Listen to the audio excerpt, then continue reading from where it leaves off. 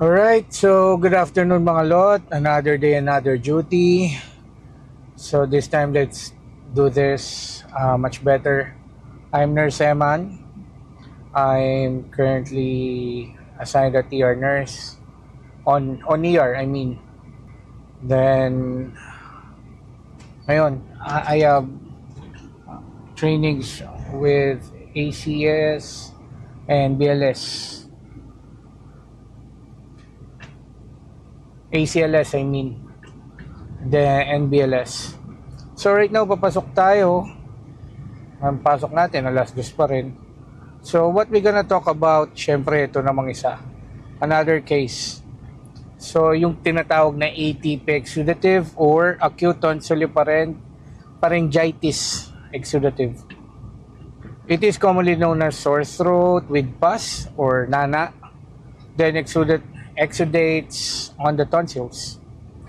If you're gonna describe it, it is the inflammation of the throat and tonsils. Inflammation of throat and tonsils often caused by viral and bacterial infection with pus or whitish patches being key symptoms.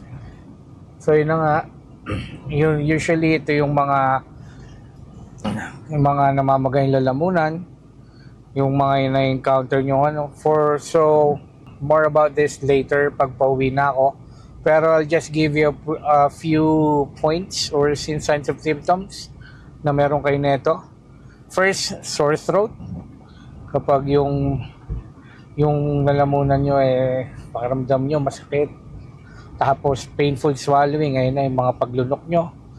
Hirap na kayo lumunok or bawat lunok nyo masakit na. Then may halo na tong lagnat. Makikita nyo yung tonsils nyo na mamagana, like barado na yung tonsils, parang maliit na lang yung opening. Tapos meron din ditong muffled or throaty voice.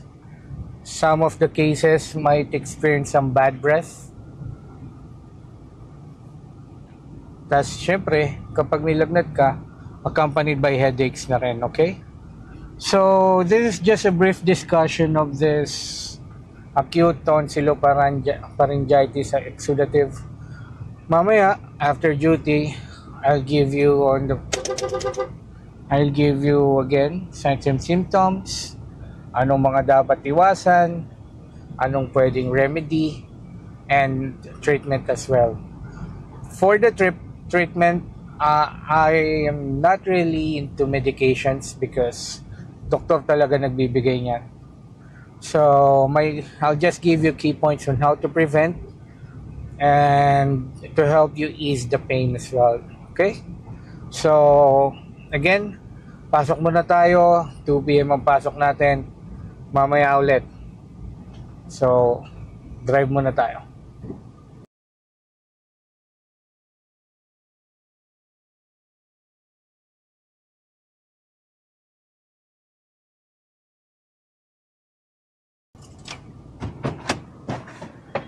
Jeep! So ito na nga, nag-biometrics na tayo, nag-login, tapos going na tayo sa hospital.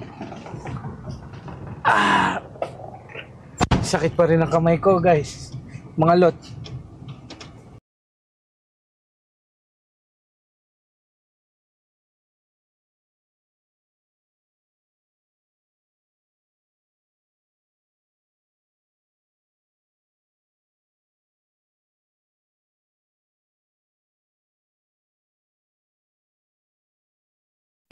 Alright guys, so tapos na ang duty natin, going back with our topic kaninang umaga.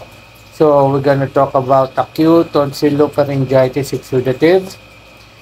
It is an inflammation at pamabaga ng lalamunan natin, often caused by viral or bacterial infection with pus or nana. Ayun yung parang bilog-bilog na patches sa tonsils natin na nakikita mo kapag binuko mo yung bibig mo, marap ka sa salamin. And was it contagious o nakakahawa sa ibang tao? Of course, it is contagious because just what I mentioned, it is a viral infection. Well, tonsillitis does not usually spread between people.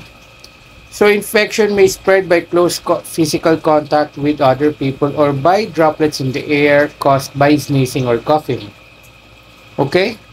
Well, if you're gonna ask me about the signs and symptoms, so here are usual the signs and symptoms of tonsillopharyngitis exudative. Sore throat, painful swallowing, nahihirapan lumunok, lagnat, then swollen tonsils, yung halos sumara na yung airway mo sa pamamaga ng tonsils mo. Then muffled or throaty voice,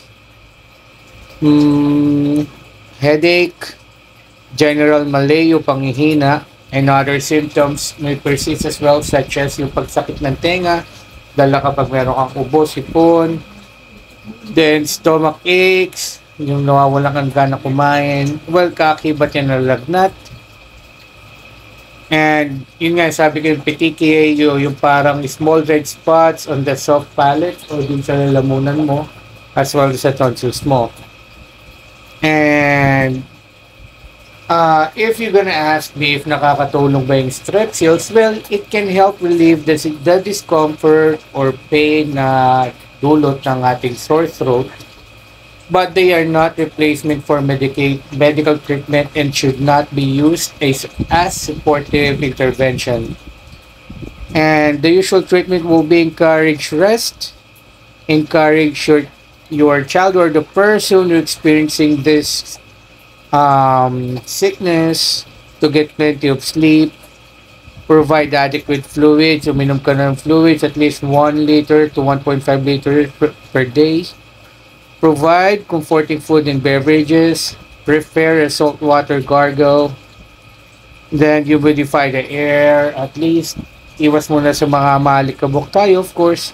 Offer lozenges, yun nga, to relieve pain, avoid irritants, and treat pain and fever. And if you will be asking me about the irritants, ito yung mga hard, crunchy foods such as chips, cereals, and crackers. And of course, we should also avoid yung spicy foods. Okay?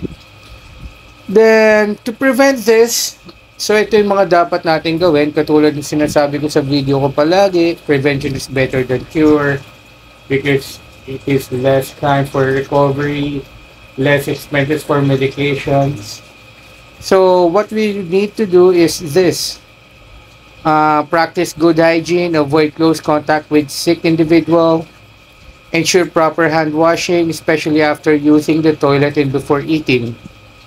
So, hygiene practices are usually frequent hand washing, avoid sharing personal items, cover yourself when you're coughing or sneezing. Well, ano naman yan, kasali naman yun doon sa daily natin ginagawa. Kaya pag umuan, nagtatakip ka ng bibig or chingka. Then, avoid contact with sick individuals. Stay at home when sick so hindi ka na makakahawa sa iba. Maintain distance as much as possible. Then, stay hydrated. Keep drinking fluids.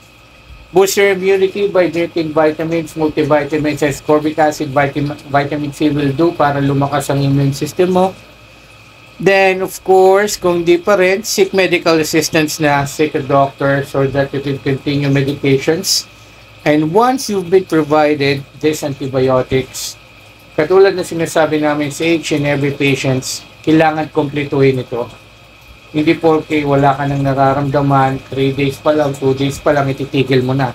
Kung what is prescribed for you is 7 days, 5 days, kumpletuhin ito kung 3 times a day. Huwag ka mag-miss kasi maaari bumalik yung infection, then yung gamot na yon hindi na makakatulong sa susunod. Kailangan na ng much higher generation ng antibiotics.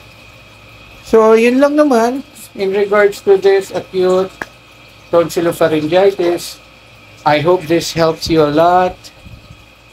Sige, wait for my following videos bukas. May pag-uusapan na naman tayo. Then again, katulad ng sinasabi ko, prevention is better than cure. This is Nurse Eman. Have a wonderful day. Always like, share, and subscribe. Goodbye now. Like, share, and subscribe.